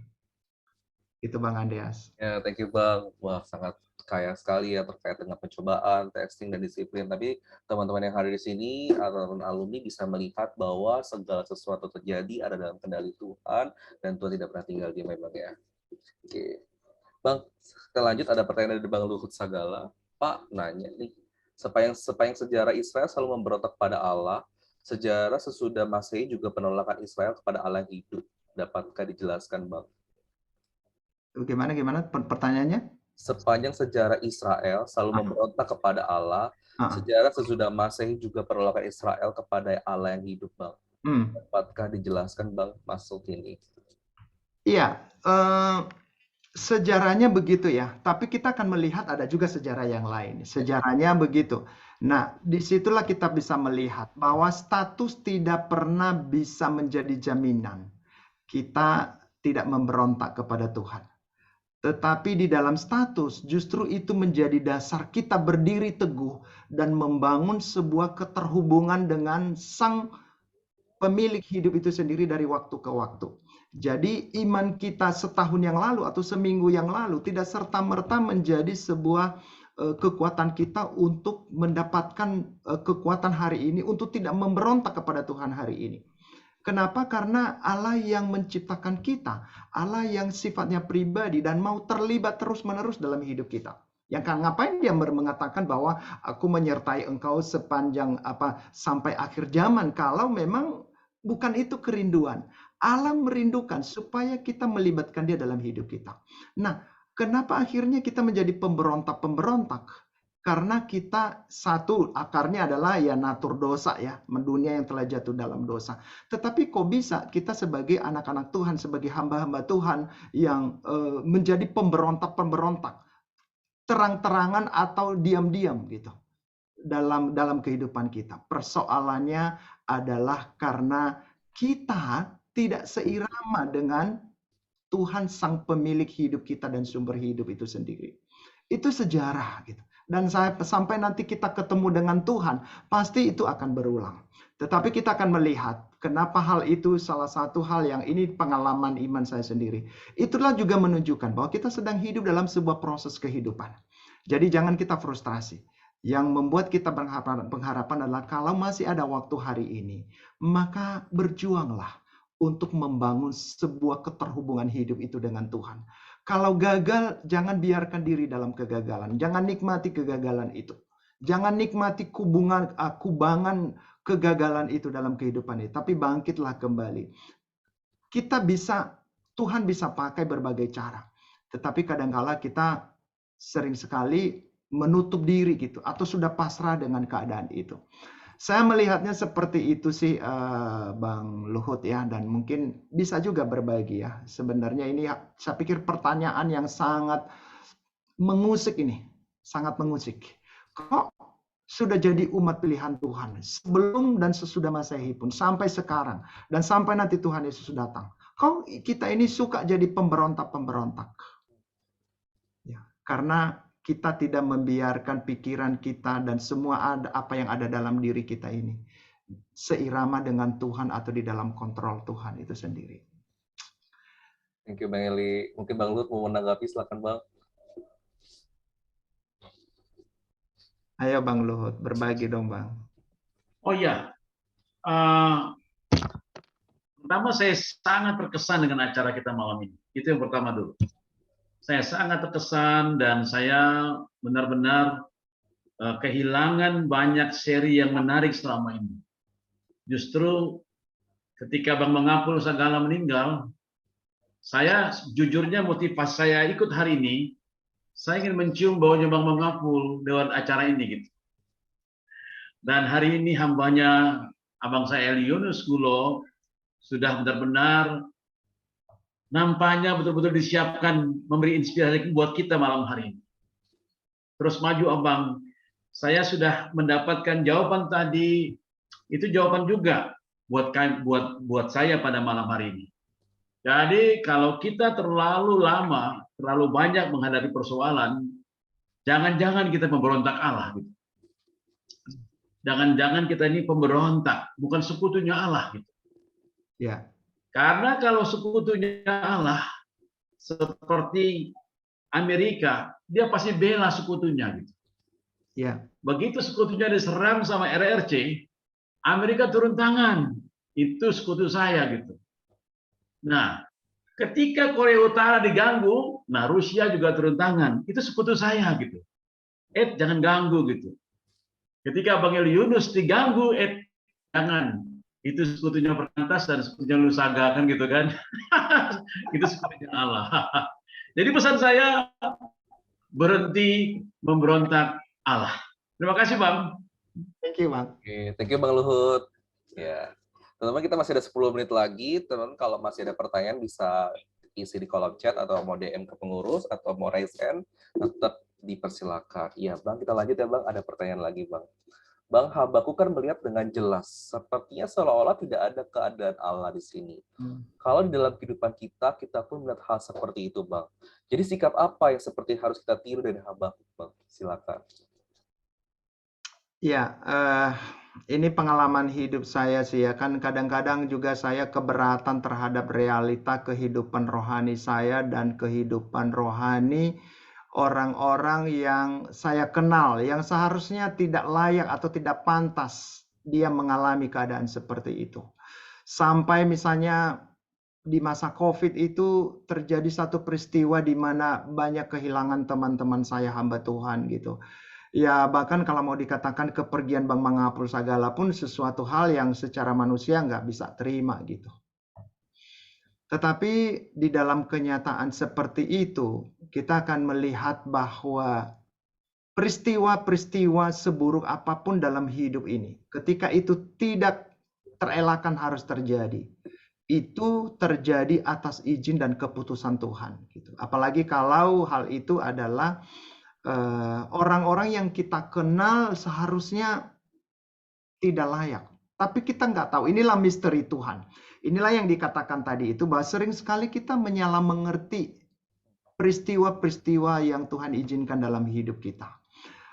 Kadang kita mengartikan ketika kita baik-baik saja, ketika kita nyaman, wah itu maunya itulah Tuhan berkati, itu tandanya Tuhan berkati. Benar nggak begitu? Ketika berkat materi melimpah, maka itu Tuhan berkati. Makanya teologi kemakmuran itu begitu rupa ya, disenangi orang gitu. Tapi apakah itu tujuan Tuhan? Ketika bangsa Israel gitu begitu melimpah dengan berkat-berkat Tuhan, apakah itu tujuan Tuhan? Kan belum tentu juga kan. Tetapi disinilah kita bisa melihat bahwa di dalam kenyataan itu hal yang penting di dalam persoalan-persoalan seperti itu sebenarnya bagaimana kita menjalaninya dengan sebuah realita di mana Tuhan tidak ada di sana untuk menjadi yang utama ya, dan yang mengendalikan, yang memaintain. Jadi dalam pengalaman iman kita kan sering sekali kan ini yang membuat kita ini lari dari Tuhan atau memberontak kepada Tuhan ya dalam bentuk apapun, itu oleh karena ancaman, tekanan, atau oleh karena kenyamanan. Maka seharusnya dua kondisi itu ketika Tuhan mengizinkannya, tidak pernah ada kondisi di mana Tuhan tidak perlu berperan di sana. Apakah kita sedang nyaman dengan berkat-berkat Tuhan yang diizinkan? Hati-hati. Kita mungkin sedang dibidik oleh sesuatu yang akhirnya kita lepas dari pegangan kita yang sesungguhnya. Atau sedang kita dikuasai oleh ketakutan, tekanan, atau resesi kehidupan yang sedang terjadi. Hati-hati juga bahwa sebenarnya persoalan utama di sana bukan resesi itu sendiri. Tetapi bersama siapa kita menghadapi resesi itu. Ini yang jauh lebih penting kita gali dan kita pertanyakan dalam kehidupan kita.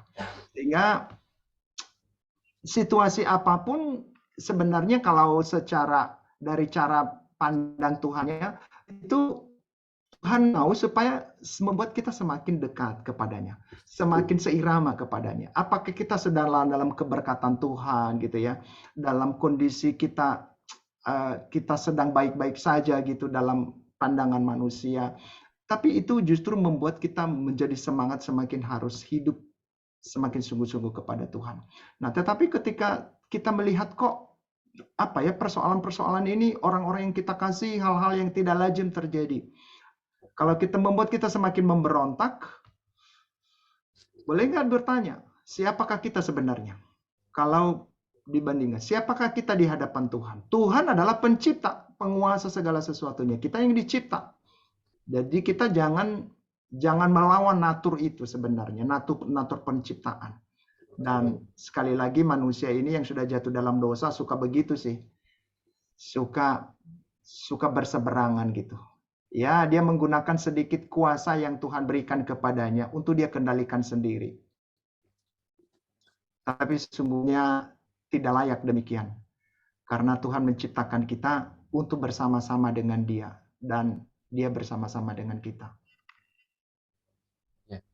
Amin. Thank you Bang buat satu insight yang menarik dari pertanyaan ini ya. Ya, Bang ada pertanyaan lagi Bang yang ditujukan kepada saya. Tuhan Yesus sudah memprediksi Petrus kan akan berbohong 3 kali. Tapi Petrus memberontak dengan bersumpah bahwa walaupun harus mati, dia tidak akan berbohong bahwa dia mengenal Tuhan Yesus. Apa batasan kita memberontak dengan ada kemungkinan kita akan bertobat, Bang? Ini jangan main-main dengan pertanyaan ini.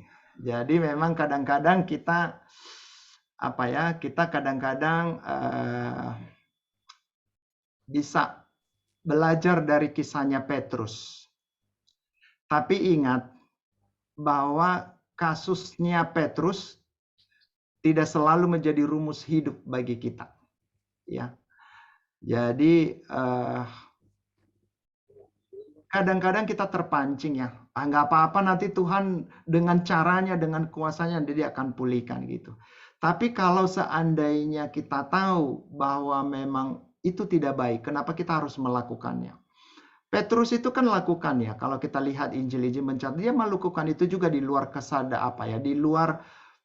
di luar kesadarannya dan kadang-kadang mungkin mewakili diri kita juga begitu ya. Suka sekali apalagi Petrus orang yang spontanitas ya. Yang meledak-ledak itu berapi-api antusias gitu orangnya kan. Jadi itu karakter seperti itu suka seperti itu. Jadi tanpa mikir pun dia udah ngomong duluan gitu. Dan udah ngomong duluan. Tetapi tidak semua orang mengalami seperti apa yang dialami oleh Petrus.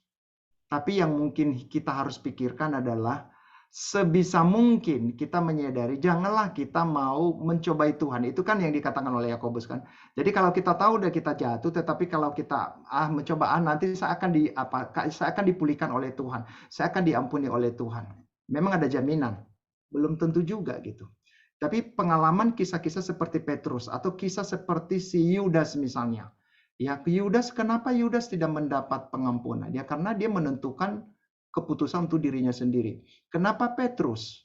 Nah, Petrus kalau kita lihat di Yohanes 21 bagaimana di sana Petrus itu kembali menyadari keberadaannya gitu.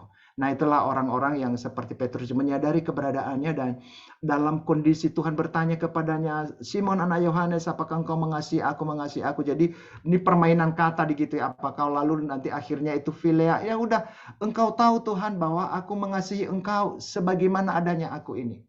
Dan itu pun Tuhan hargai, tetap hargai gitu. Tetapi yang perlu dilakukan oleh Petrus adalah penyerahan diri kepada sang guru yang memulihkan dia. Jadi membawa Petrus kepada titik nol seperti itu, ya bisa aja kita bisa ngalami dalam kehidupan kita. Tetapi kalau akhirnya kita tidak mengalami pemulihan seperti Petrus, nah kita juga nggak tahu ya. Jadi sebenarnya yang perlu kita antisipasi adalah ya bagaimana sebenarnya kalau kita udah jatuh, sedini mungkinlah sadari, sedini mungkinlah secepatnya bangkit. Ya, kalau kita lihat teman-teman kita jatuh, jangan langsung kita menghakimi, tetapi kita menolong dia, kita mendoakan dia. Kalau dia tidak menerima, ya udah secara diam-diam doakanlah entah dengan berbagai cara gitu.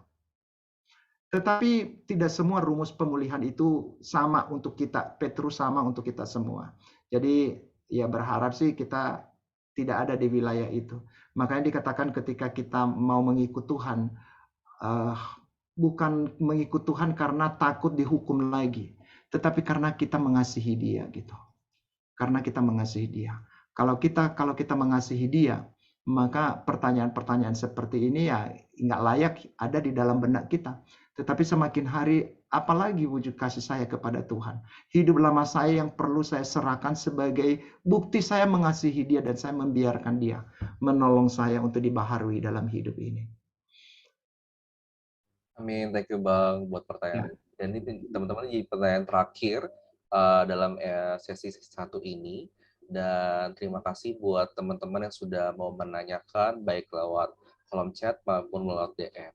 Ya Bang Eli mungkin bisa tutup satu statement dan Bang Eli bisa tutup dalam doa untuk sesi 1 ini. Silakan Bang.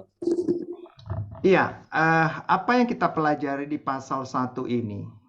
Seorang Nabi Habakuk adalah seorang manusia biasa yang bisa salah dan gagal dalam memahami kehendak Tuhan atas dirinya dan atas bangsanya.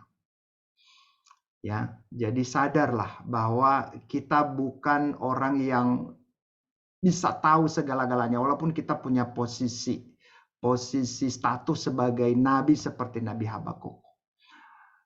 Itu ya, kita sadari bahwa kita potensi gagal ini ada. Ya, potensi menghadapi resesi ini ada. Ya. Tapi jangan berhenti di situ. Yang kedua, mari kita melihat ada satu pribadi yang berdaulat dan berotoritas untuk mengendalikan kenyataan itu semua. Apakah tentang diri kita atau dunia yang ada di sekitar kita. Sehingga kita tidak menjadi orang yang melihat dunia ini sudah kiamat ketika resesi seberat apapun hidup ini. Tetapi sepanjang Tuhan kita yakini masih ada, maka keadaan bisa berubah. Sepahit atau serusak apapun dalam hidup ini. Nah, itu nanti di situ nanti kita akan melihat di bagian pasal 2 nanti bagaimana iman bermain di sana, bagaimana penyerahan diri bermain di sana, bagaimana pengakuan demi pengakuan akan bermain di sana. Nanti kita akan lihat dalam pertemuan kedua dan ketiga. Mudah-mudahan ini kita bisa mengikuti semua, dan kalau satu dan lain hal nggak bisa mengikuti semua, maka nikmatilah pasal 2 dan pasal yang ketiga. Sehingga di sana ada iman, di sana ada pengakuan bahwa di tengah-tengah kondisi resesi kehidupan pun ada satu pribadi yang siap untuk memberikan pertolongan. Sehingga kita bisa beria-ria, kita bisa bersyukur, kita bisa berterima kasih dalam hidup kita. Mari kita saling mendoakan. Tidak ada satupun yang tidak berpotensi jatuh.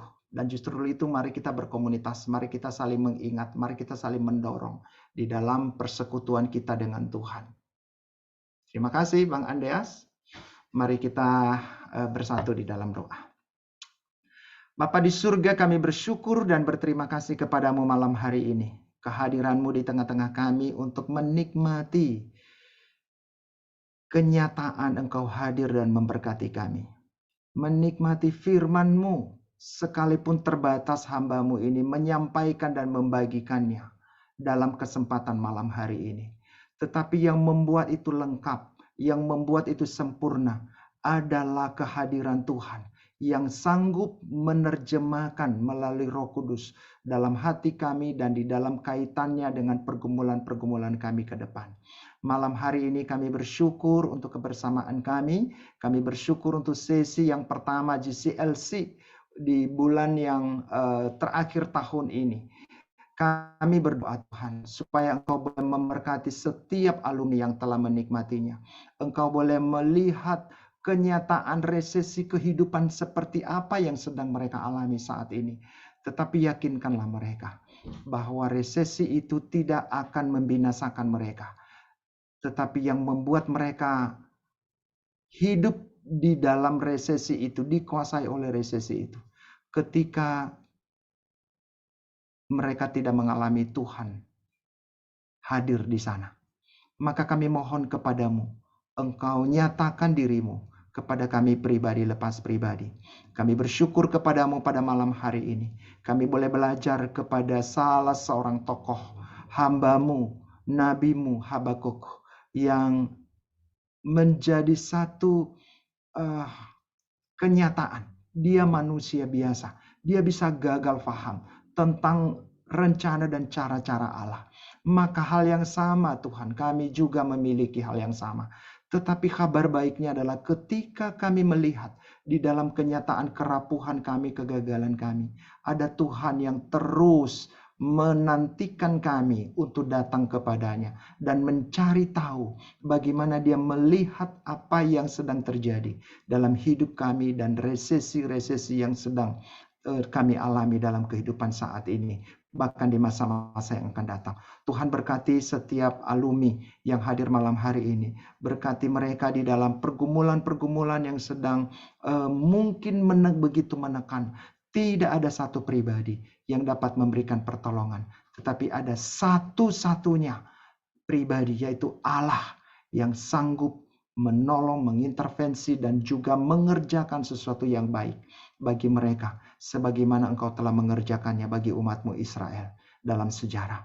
Malam hari ini kami mohon, kiranya membuat hati kami bersuka cita karena Engkau, membuat kami bersyukur karena Engkau, karena sungguh-sungguh kami sadar bahwa kehadiran Tuhan dalam hidup ini adalah kehadiran yang kami butuhkan untuk membuat semua realita resesi kehidupan dapat kami lewati. Bukan karena kuat gagah kami, tetapi karena kehadiran-Mu yang memberikan pertolongan bagi kami. Oleh karena itu, biarlah kerinduan kami semakin meluap, semakin dalam, semakin sungguh-sungguh menikmati satukah realita keterhubungan hidup kami dengan Tuhan, mengaitkan semua persoalan-persoalan kami, bahkan juga hal-hal yang membuat kami nyaman dalam hidup ini, dengan Tuhan yang telah menempatkan kami di dalam kesementaraan ini, yang masih memberikan kami kehidupan. Terima kasih Bapa, berkatilah setiap anak-anak-Mu, baik yang ada di Indonesia maupun yang ada di luar negeri, Kak Juwita yang ada di Belanda, Bang Togi yang ada di Riak, dan teman-teman lain di berbagai wilayah di seluruh Indonesia. Berkati mereka, kiranya anugerah Tuhan yang terus nyata atas hidup mereka hari demi hari. Terpujilah nama-Mu Bapa, dalam nama Tuhan Yesus Kristus, Tuhan dan Juru Selamat yang hidup, kami telah berdoa dan mengucap syukur kepada Bapa di surga. Tuhan memberkati engkau dan melindungi engkau. Tuhan menyinari engkau dengan wajah-Nya dan memberikan engkau kasih karunia. Tuhan menghadapkan wajah-Nya kepadamu dan memberikan engkau damai sejahtera. Allah Abraham, Allah Yakub, Allah Ishak, Allah Tritunggal itu memberkatimu mulai dari saat ini sampai selama-lamanya. Amin.